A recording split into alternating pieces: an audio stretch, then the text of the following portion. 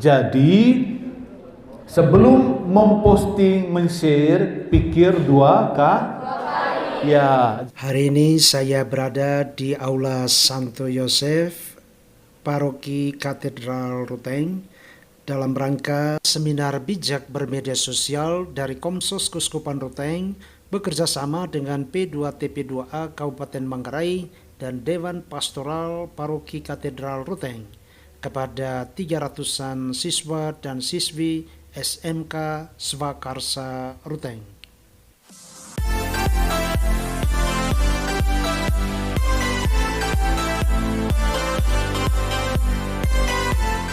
Pertanyaannya ini, media sosial itu baik atau buruk sih? Ya. Saya tidak suka rame-rame. Saya minta dibagi dua ruangan kelas ini. Di kiri kamu berpikir hal-hal buruk, ya, dampak-dampak buruk media. Satu persatu nanti bicara ya. Yang di kanan kamu sudut pandangnya. Ya, yang positif, yang baik, yang produktif, yang kreatif. Sebelumnya media sosial itu apa? Kalau orang gereja omong tentang media sosial, itu artinya semua jenis media. Karena di dokumen-dokumen gereja itu hanya disebutkan media komunikasi sosial. Termasuk di situ media massa mainstream. Media massa arus utama itu maksudnya media yang dikelola oleh perusahaan-perusahaan besar seperti TV, radio itu saya kelola radio Talakebang. Ada yang dengar FM kah? Ya, 102,2 radio Talakebang FM. Kalau punya HP tidak ada pulsa, dengar radio saja. Ya, baik. Media yang dikelola oleh perusahaan-perusahaan punya manajemen dan punya sistem penyiaran yang terkendalikan. Ada yang namanya gatekeeper. Gatekeeper itu penjaga pintu kah? Tahu penjaga pintu? Ya, jadi sebelum diterbitkan, dipublish, ada orang yang menyeleksi, yang mengedit, dan itu perusahaan manajemen besar ya. Itu namanya tadi media arus utama atau media mainstream bahasa gaulnya. Perusahaan-perusahaan TV, perusahaan-perusahaan media cetak atau media online yang punya manajemen seperti itu ya. Yang kedua ada media sosial. Nah, media sosial itu media yang dikelola rame-rame. Siapa saja bisa mengelola, dia punya akun. Oke? Publikasinya diatur masing-masing. Tidak ada namanya gatekeeper atau penjaga pintu. Media sosial di sini termasuk di sini apa? Facebook, YouTube, Instagram, Twitter, ya, TikTok, ya, apalagi WhatsApp, ya. Nah, ini semua termasuk media Nah, secara khusus kita bahas ini media sosial. Bicara tentang media juga sebenarnya media massa juga ada dampak buruknya, ya, ada dampak baiknya. Menurut orang-orang di sebelah kiri, siapa yang lebih dulu? Apa saja buruknya? Silakan, satu persatu, jangan rame-rame nanti berisik ya. Satu. Kurangnya waktu untuk belajar karena keasikan bermain media sosial, contohnya bermain game. Kurangnya waktu? Untuk belajar. Kurangnya waktu untuk belajar. Oh, banyak waktu yang untuk bermain game. Itu buruk kan? Buruk. Ya. Oh, kalau terlalu banyak. Menurut saya, dampak buruknya yang pertama, membuat status yang menyindir orang lain ketika ada masalah. Dia bilang menjadi pelaku kejahatan ya, atau tadi itu terlibat melakukan kekerasan secara verbal, yaitu menyindir, menghina orang orang lain. Persis itu yang menjadi fokus kita, ya. Melakukan tindak kekerasan. Ya, selain jadi pelaku bisa juga jadi korban, ya. Kalian disindir, dilecehkan, dihina oleh orang lain. Adik-adik sekalian, menarik kalau lewat media itu sindirannya itu memakai kata-kata, memakai gambar, memakai video. Orang bilang itu kata-kata itu seperti pedang bermata dua. Sakitnya itu bagaimana sakitnya, ya? Luar biasa ya kalau disindir. Bukan hanya satu hari satu malam, tetapi bisa luka batinnya seumur hidup. Dan inilah persisnya akibat buruk dari kekerasan melalui media, terutama yaitu apa? Pelecehan, menghina orang lain, ya semua itu bisa disebut sebagai cyberbullying, ya. Melakukan bully melalui media sosial, ya. Apa hal buruk dari media sosial? Memposting hal-hal yang tidak senonoh, yang sembarangan. Dia bilang tadi itu apalagi tidak senonoh, maksudnya yang jorok, ya, yang menghina orang agama lain, ya, seperti itu toh. Yang apalagi itu bisa kena hukuman, ya, kena hukuman dari sekolah. Kamu bisa kena pelanggaran, kamu bisa kena skorsing, dan juga bisa kena undang-undang aturan negara, undang-undang ITE, menghina agama lain lah, suku atau ras lain lah, ya, atau pornografi, masuk penjara, ya. Menyebarkan berita hoax. Oh iya, ini penting, ini hoax, berita bohong. Ya, ini juga masuk KT posting yang sebarang-sebarang, ya. Mungkin kau pembuat berita bohong, bisa saja. Mungkin juga kau bukan pembuat berita bohong, tapi kau hanya share saja. Jadi sebelum memposting, men-share, pikir dua kali. Ya, jangan hanya orang share lalu kau lanjutkan lagi, padahal berita bohong. Ya, lihat dulu isinya. Oke?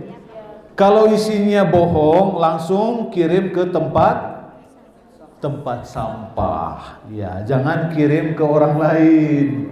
Oke? Ya, itu benar. Apalagi ada yang berbelanja online, ada yang sekarang banyak iklan. Apa dampak buruknya? Tidak sesuai dengan apa yang Ditipu atau menipu orang. Ya. Ditipu uangnya, arisan online, pinjaman online, ya, janjinya muluk-muluk, ya, ternyata setelah itu dikejar-kejar. Ya, karena itu hati-hati dalam ya, terutama dalam urusan transaksi keuangan, belanja, ya. Apalagi, ya, baik kamu melakukan penipuan, jangan tidak ada uang lalu mulai tipu-tipu orang. Minta apa? Pulsa lah, ya. Minta donasi, kamu jual orang di pinggir jalan, foto orang compang-camping lalu kirim donasi ke rekening kamu, ya. Berbahaya. Atau kamu menjadi korban, ya. Bukan hanya urusan uang, adik-adik sekalian, bahkan kamu menjadi korban perdagangan orang. Kamu dijual. Hasil survei mengatakan, pria remaja menggunakan media sosial sampai 25 jam sehari. 25 jam sehari, ya. Maksudnya terlalu banyak waktu dengan main HP lah atau dengan komputer lah, ya itu. Dan itu artinya kamu duduk main game, ya, tidak bergerak. Kalau sehari, 2 hari, seminggu terus tidak bergerak, ya, hanya makan duduk, nanti tidak sehat, tidak sehat, badannya tambah gemuk, oke? Matanya cepat rusak. Lihat HP begini, ya, terlalu dekat, ya, seperti itu. Jadi mengganggu kesehatan fisik. Perempuan, terutama remaja, jauh lebih banyak dari laki-laki dalam memanfaatkan dalam bermedsos. Bermedsosnya untuk apa? Ya, ya, bermedia sosial. Jadi bukan untuk hal-hal yang informatif, pendidikan atau berdagang juga tidak, hanya sekadar untuk mengekspresikan diri, ya kan? Ya. Masalahnya kalau mengekspresikan diri ini, rambut di TikToknya itu, di Facebooknya itu lurus seperti apa? Tidak ada bengkoknya. Ya, aslinya seperti, ya. Psikis tadi sudah disebutkan juga, ya. Kalau kamu ditipu, kalau kamu dilecehkan secara psikis akan banyak gangguannya. Sebentar saya akan bahas karena itu menjadi tema kita. Nah, sekarang apa hal-hal positif dari bermedia sosial? Untuk mendapatkan informasi atau berita-berita yang terbaik dari media sosial. Oke, 1. Untuk mendapat informasi terkini, ya, yang baik. Oke. Media sosial sekarang sangat cepat, ya, bahkan secepat apa? Maksudnya real time itu kan? Real time? Ya, dengan adanya fasilitas siaran langsung. Dulu main bola di mana? Hah? Main bola di mana yang lagi ramai hari ini? Hah? Iya, dia sebut Lembata. Dulu kalau main bolanya di Lembata, mungkin kita dengarnya besok atau lusa setelah membaca di Flores Post. Hari ini sekarang kita bisa menontonnya dengan siaran ya. Jadi informasi terkini. 1, mendapat informasi, ya. Kamu bisa tahu ada sepeda motor terprosok di pasar dalam waktu seketika, ya, melalui jaringan media sosial. Yang kedua, kita bisa saling tukar pikiran. ya, berbagi ilmu atau sebagai media pendidikan. Ya, jauh lebih luas, lebih dalam dari informasi, manfaat baik dari media sosial, media massa, yaitu sebagai sarana pendidikan. Kita bisa berbagi ilmu pengetahuan. Sekarang ini belajar tutorial, mau bikin ini, mau bikin itu, kamu ada yang tata boga, ya. Mau masak ini, mau masak itu lewat YouTube. Ya. Sekarang kita bahkan belajar secara online. Ya, jauh lebih luas dari mendapat informasi, yaitu sebagai sarana pendidikan. Untuk berbagi pikiran, tadi dia bilang, untuk menimba ilmu pengetahuan dan keterampilan. Oke, itu yang kedua. Ketiga, berkomunikasi dengan orang lain.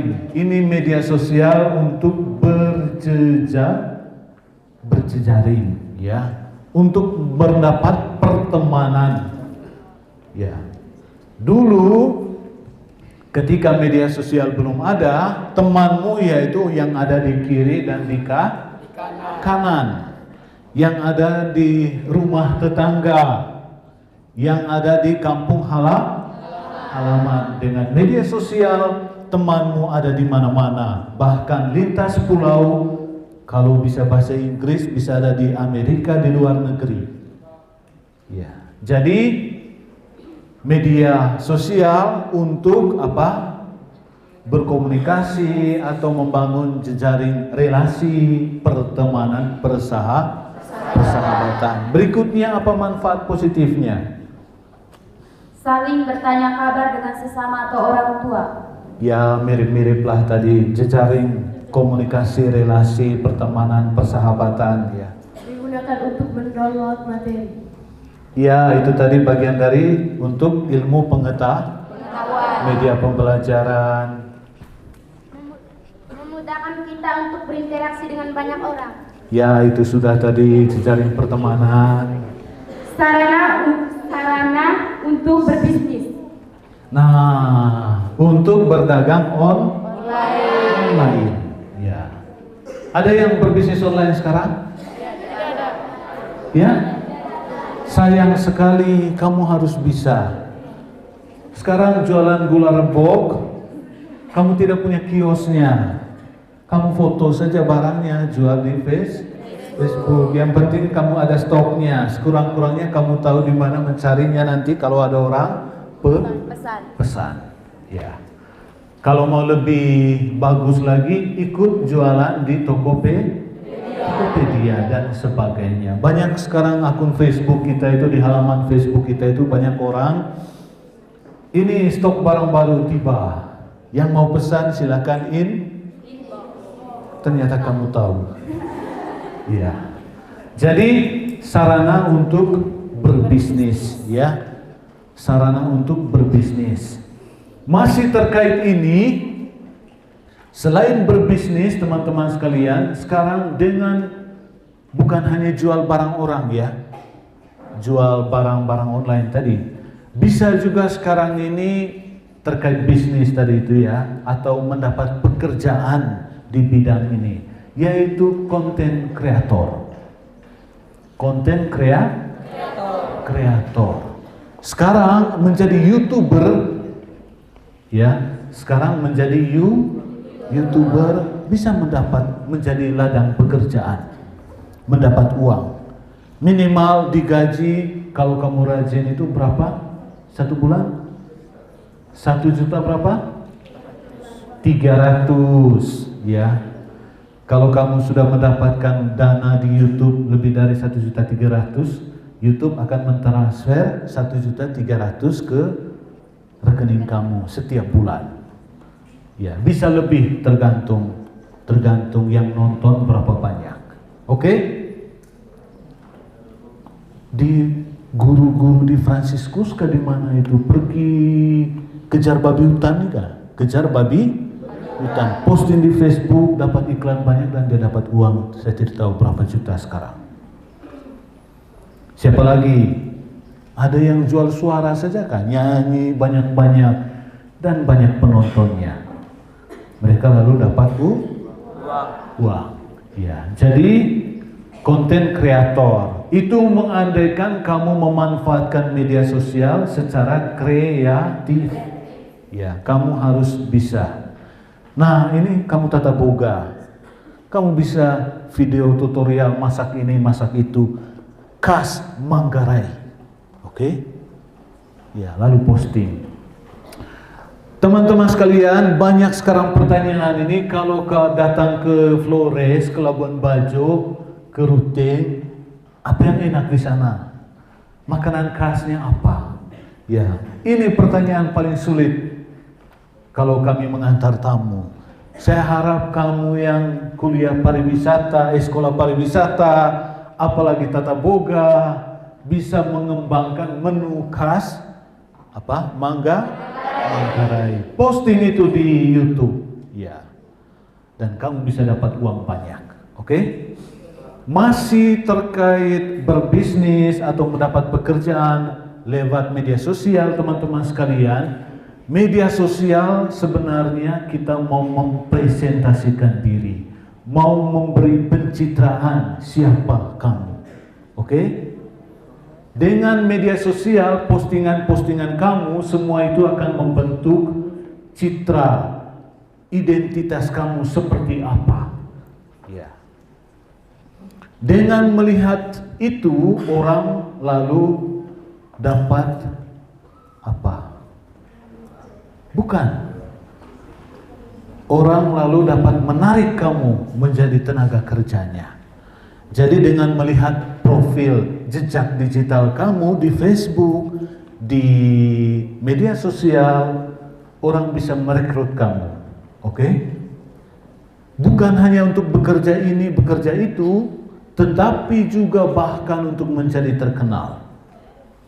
Kamu posting jago nyanyi di Facebook seperti Bertrand Peto, dia lalu direkrut oleh orang-orang untuk menjadi bintang.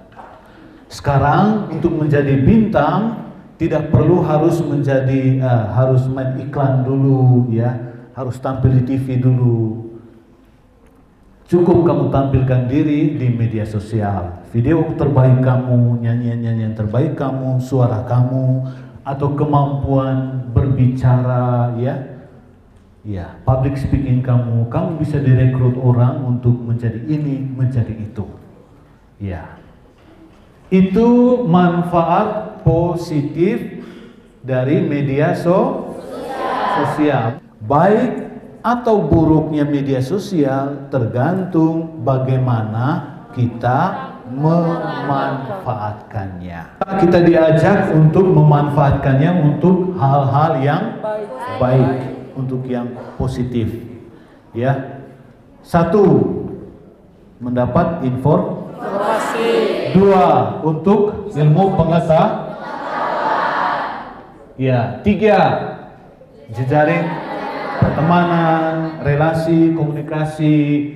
Ya. 4, untuk mendapat keuntungan, ya, presentasi diri, berdagang online, atau bekerja sebagai orang IT, ya, dan seterusnya, ya. Dan satu yang terakhir, tadi ini ternyata semua orang gereja, semua orang Katolik kan? Satu lagi manfaat positif dari media yaitu apa? Menjadi pewarta iman. Ya, posting status-status itu yang renungan harian itu kan?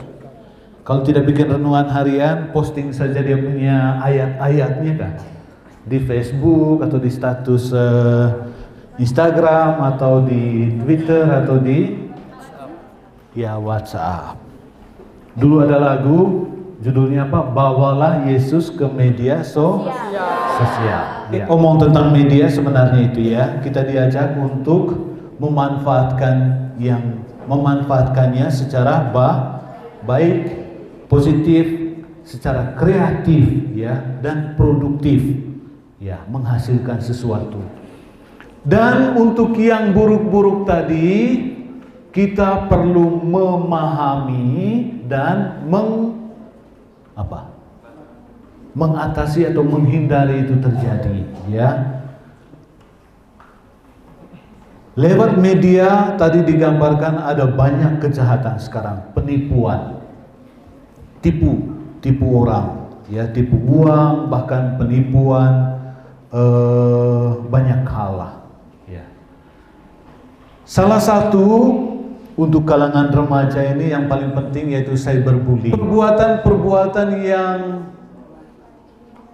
dengan maksud mengejek, menghina, ya, membuat orang terluka, ya, seperti itu. Tidak hanya terjadi ejekan ini secara nyata, ya, secara langsung ini kah? Tetapi juga terutama lewat media sosial, ya. Cyberbullying itu memanfaatkan media sosial untuk mengancam, untuk membuat orang lain malu, untuk ya, memojokkan orang lain, ya, seperti itu. Ya. Ancamannya atau ejekan yang membuat orang malu itu bisa lewat pesan teks, teks HP ini kah? SMS kah? Bisa lewat pesan WA, bisa lewat postingan teks di Facebook atau media sosial lain, bisa lewat foto orang ini kah? Misalnya begini kah, dia ini sedang ngantuk sekali. Coba kau ekspresi ngantuk di kelas yang paling buruk itu kah? Ada air liurnya meleleh, mulutnya menganga, ya, tidur begini. Lalu kamu foto, lalu posting di Facebook. Iya, dan itu akan sangat menghina dia, melecehkan dia, membuat dia terluka. Itu masuk dalam kategori kekerasan. Apalagi lewat video. Lewat video seperti apa? Misalnya dia sedang berdiri di depan, disuruh oleh guru, dan itu hari terburuk dia karena dia menjawab salah lah, atau dia bajunya lupa kancing, ya, lupa kancing bajunya, lalu kamu video, lalu posting, ya, itu perbuatan-perbuatan yang memanfaatkan teknologi media untuk menghina, melecehkan orang lain, membuat orang lain terluka. Ya. Nah, apa akibatnya? Akibat kekerasan lewat media online, ya, bagi korban, ya, apa? Satu, stresnya dia malu, ya. Stresnya bisa sehari, bisa satu malam, bisa 2 hari, bisa kadang-kadang kamu sudah merasa aman, tetapi dia ada di alam bawah sadar, ya. Dan itu misalnya begini, waktu remaja kamu sering diejek, waktu kecilnya kayak waktu SD, ya. Lalu kemudian berkembang menjadi dewasa, SMA, kuliah. Teman-teman ajak kamu pergi main voli, ya, misalnya main voli, ya. Kamu tidak mau. Alasan tidak mau kenapa? Pokoknya tidak mau.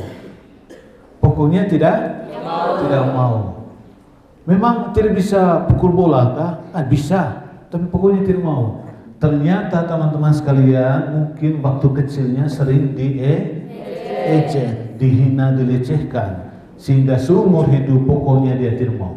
Ya, itu akibat jangka panjang. Ya, akibat lainnya apa? Ya, hilang kepercayaan diri. Akibat lainnya apa lagi? Orang yang menjadi sensitif dan bisa berbalik menjadi pelaku kekerasan. Ya, itu akan menjadi rantai kekerasan. Apa yang terjadi kalau kamu melakukan kekerasan? Kalau kamu melakukannya melalui media, teman-teman, kamu melanggar undang-undang, ya. Kamu kena pasal penghinaan orang lain. Ya, ini cyberbullying ini terjadi itu kadang-kadang memang kita susah mendeteksi, ya. Ejek-ejek ini kan mungkin tidak sengaja atau gaya komunikasi karena sudah terlalu akrab, ya.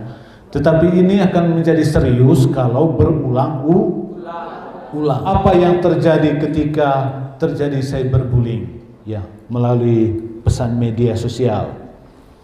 Nomor 1, beritahu orang, pokoknya seseorang. Bisa orang tua, bisa guru, bisa ketemu frater atau pendamping, ya, atau pastor yang akrab dan bisa kamu percaya, ya. Orang tua bisa juga, ya. Baik. Yang kedua, menghindar.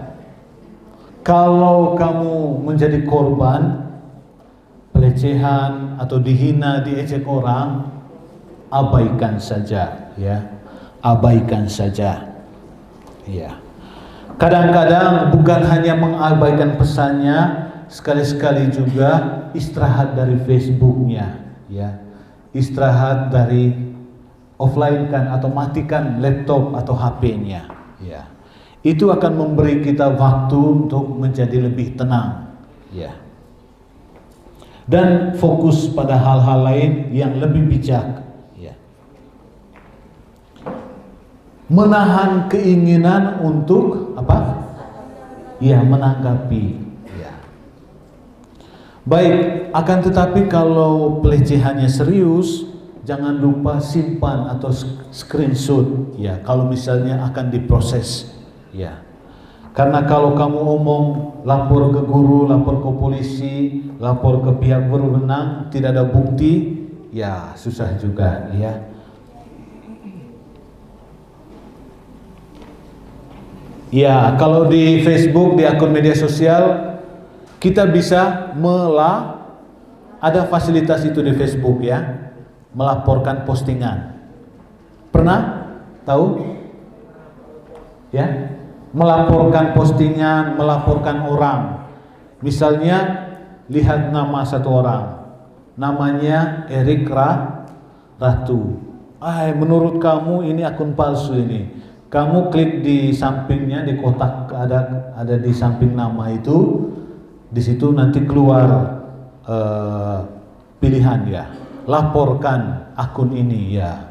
Nanti ada prosesnya. Kamu laporkan sebagai akun palsu, memakai nama orang lain, apalagi pilihan-pilihannya ada berapa di situ. Melaporkan orang. Nah, begitu juga dengan postingan. Kamu bisa melaporkan postingan. Postingan ini di situ ada banyak pilihan. Postingan tidak senonoh, postingan ini menghina, postingan ini dan seterusnya, ya. Itu melaporkan peristiwa, ya. Yang berikut kita bisa memblokir. Tahu semua, ya, cara memblokir. Kalau belum tahu caranya, tanya orang di samping, ya. Nah, ini sekarang aman saat online, ya. Teman-teman sekalian, agar terhindar dari penipuan, terhindar dari apa? Ya. Pembajakan atau orang hackers itu kah mencuri, ya, mencuri data kita, maka kita harus menjadi orang-orang yang aman saat beronline. Tipsnya antara lain apa? Ini. Hati-hati dalam menyebarkan data pribadi di media sosial, ya. Nama terutama jangan posting KTP di media sosial, ya. Jangan foto KTP, kartu pelajar, apalagi kartu keluarga, ya. Password yang rumit, jangan pakai tanggal lahir dan nama. Oke? Ya.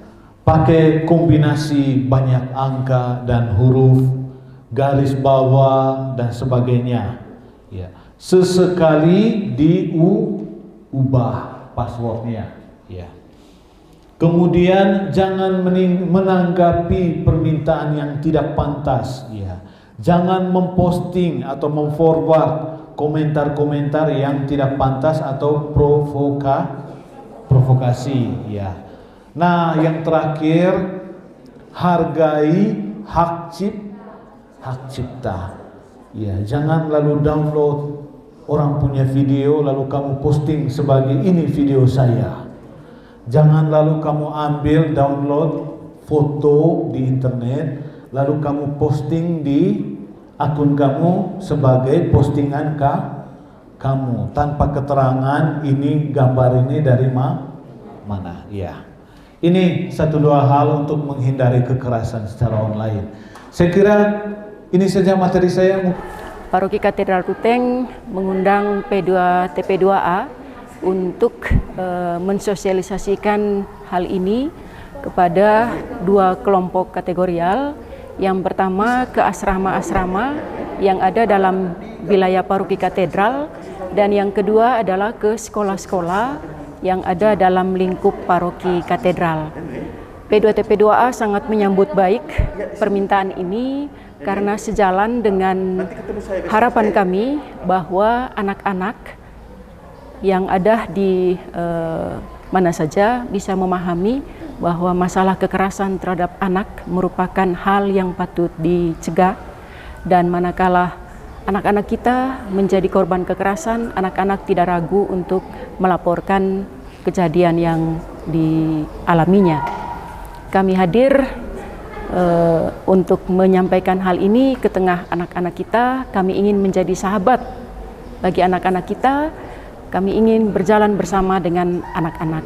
Dan anak-anak diharapkan bisa menjadi pelopor dan pelapor terkait dengan kekerasan terhadap anak. Materi yang didengar oleh peserta didik kami hari ini sangat luar biasa dan sangat bermanfaat bagi peserta didik kami.